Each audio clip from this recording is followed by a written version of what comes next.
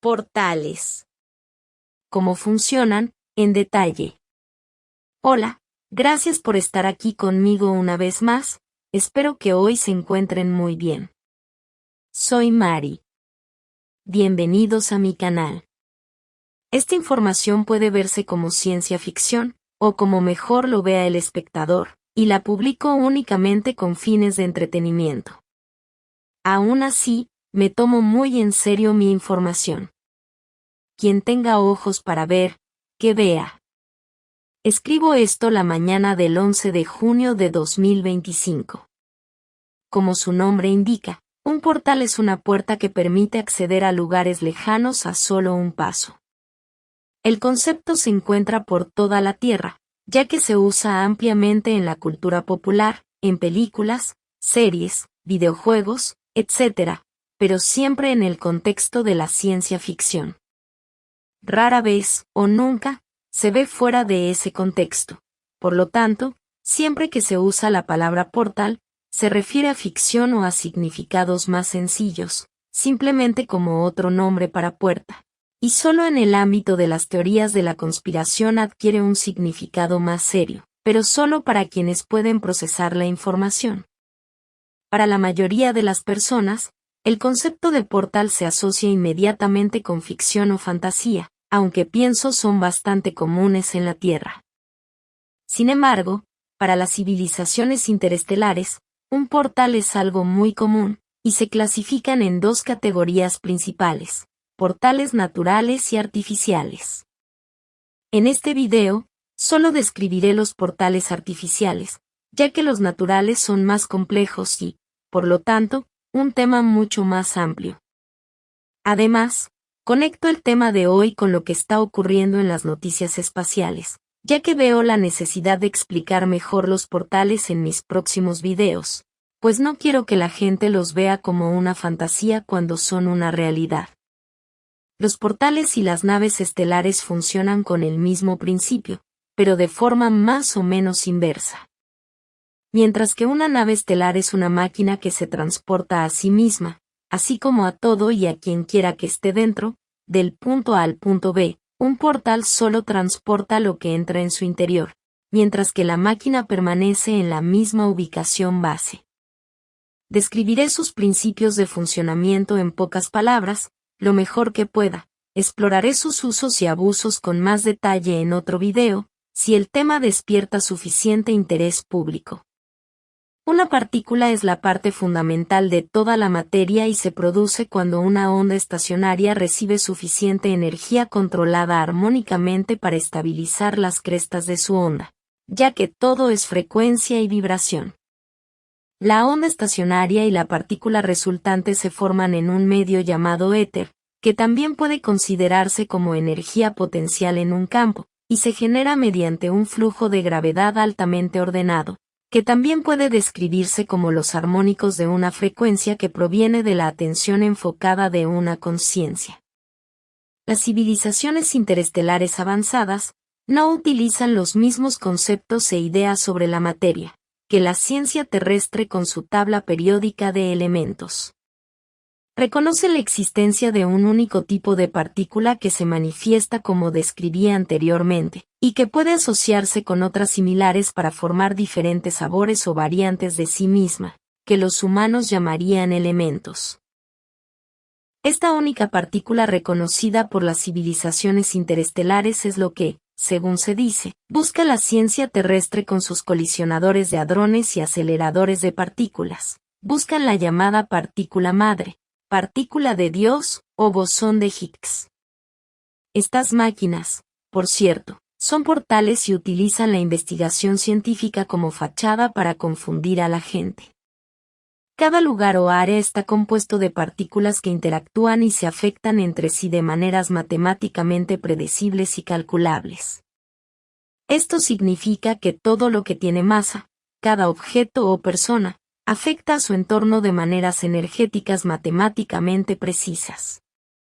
La razón por la que un objeto o una persona física existe es porque ocupa un lugar lógico y matemático en la trama misma de la realidad, también llamada red o tela de la realidad. Puedo describir esto como que el objeto está ahí porque sus partículas manifestadas reciben vibraciones precisas y armónicamente controladas que mantienen estables sus partículas primordiales. Esas vibraciones controladas armoniosamente fluyen en un medio, el éter, que se comporta como el agua y también obedece las mismas reglas de la hidromecánica. Lo que causa este flujo es la dirección y la frecuencia de la gravedad que recibe, la cual proviene de la intención de una conciencia. Esto significa que cualquier cosa con masa existe porque es parte esencial de la realidad en el área donde existe, se ve afectada por su entorno, y ella afecta a su alrededor también. Al considerar el objeto como energía, tiene un valor en potencia. Podemos decir que la realidad es una red matemática dinámica y en constante cambio, descrita como fórmulas complejas en movimiento. Y cada objeto es un componente de esas fórmulas, que no puede eliminarse sin colapsar y alterar el resultado final, que es la realidad tal como la conocemos en esa área. Cada objeto debe tener un valor determinado en la fórmula de la realidad para encajar en ella y formar parte de su red. Y es precisamente este valor que posee el objeto y su conexión matemática con su entorno lo que utiliza un portal, pues altera la vibración energética del objeto y su conexión matemática con la tela de la realidad en la que se encuentra, para hacerlo saltar a otra ubicación, con otra tela. Red de interacciones energéticas matemáticas. En términos más sencillos, la máquina utiliza un campo de energía electromagnética muy alto, modulado con precisión por una computadora o usando valores conocidos, para alterar la vibración del objeto, de modo que ya no sea compatible con su ubicación original y se vuelva compatible con la de otra.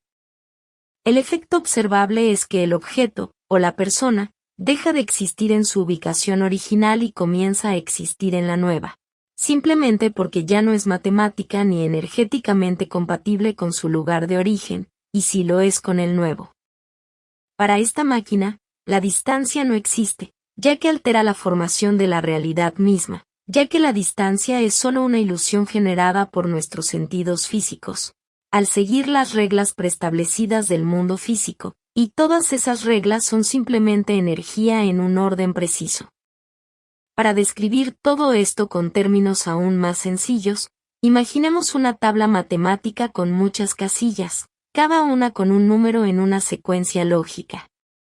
Esta tabla contiene los números del 1 al 100. Luego, imaginemos otra tabla igual a la primera, pero con los números del 101 al 200. Imaginemos que el número 41 de la primera tabla representa el valor energético de un objeto. Un portal cambiará el valor de energía marcado con el número 41 para forzar la entrada en la segunda tabla en la ubicación deseada. Por ejemplo, queremos que encaje en la casilla marcada con el número 179. 41 no es 179, por lo que el portal suma el valor energético de 138 al 41 existente, sumándolos así para el 179 deseado. Por lo tanto, el mismo objeto ya no cabe en la casilla inicial marcada con el número 41 y empieza a caber en la casilla marcada con el número 179. Por lo tanto, se movió artificialmente a esa ubicación. Esto significa que, por lógica, habría 279 en nuestra segunda tabla matemática y ningún número 41 en la otra, creando así doble energía en una y un vacío en la otra. La ciencia de las civilizaciones interestelares dicta que, dado que la tela o red matemática y energética de la realidad está en constante cambio, moverá sus valores energéticos para llenar el vacío, restaurando así la armonía automáticamente. El problema radica en el número 179, pues ya existía uno donde se generó el segundo, al ser trasladado artificialmente desde la casilla 41.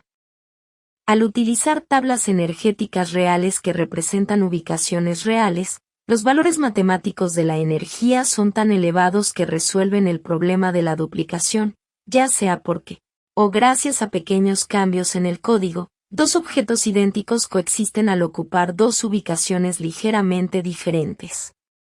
Esto se debe a que, matemáticamente, Son lo suficientemente similares como para ser percibidos como una duplicación, pero no son exactamente iguales.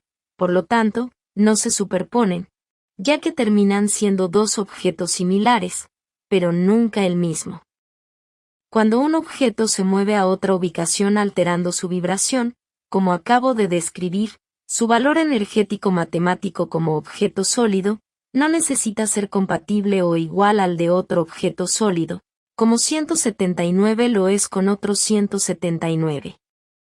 La vibración y los valores matemáticos de la energía del objeto entrante solo deben ser compatibles con la vibración y la red matemática de la energía potencial alrededor de su punto de llegada.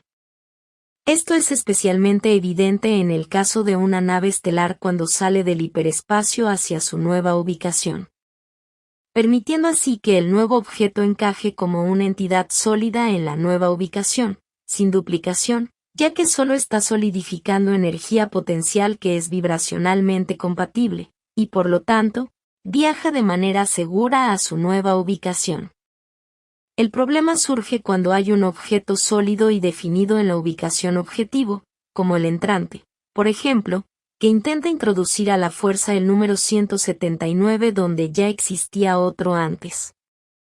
Como expliqué anteriormente, nunca son exactamente iguales, ya que los pequeños cambios en su red energética matemática son suficientes para permitir que ambos existan en la misma ubicación, lo que permite una duplicación. Esto se debe simplemente a que uno está aquí y el otro allá, es decir, en ubicaciones ligeramente diferentes, ya que incluso estando uno al lado del otro, ambos objetos, ambos 179, serán ligeramente diferentes debido a los valores de energía que los rodean, y que definen una ubicación distinta para cada uno de ellos, incluso estando cerca. Esto se produce y ajusta automáticamente en la red, en el tejido de la realidad, simplemente por la ley que dicta que dos objetos con masa no pueden ocupar el mismo espacio. Esto significa que los dos 179 pueden coexistir, pero con valores energéticos ligeramente diferentes. No pueden ocupar el mismo espacio debido a la repulsión magnética que se produce entre las moléculas que los forman. En términos matemáticos, y observando detenidamente a ambos números 179, que representan objetos, uno es en realidad 179 con decimales, y el otro es 179 con un conjunto diferente de decimales, por lo tanto, no son exactamente el mismo número. Por ello, ambos encajan en la misma tabla matemática de la tela de la realidad. Pero en términos empíricos, lo que percibimos como el resultado real de introducir artificialmente un objeto donde ya existía otro similar, si vemos una duplicación, y esto es especialmente problemático en el caso de las personas. Porque toda esta matemática de alto nivel que explica la red de la realidad, permite la coexistencia de dos o más versiones de la misma persona o objeto en el mismo reino. Pero, como expliqué anteriormente, nunca son exactamente la misma persona, pero se parecen y actúan de forma lo suficientemente parecida como para ser percibidas como dos veces la misma persona.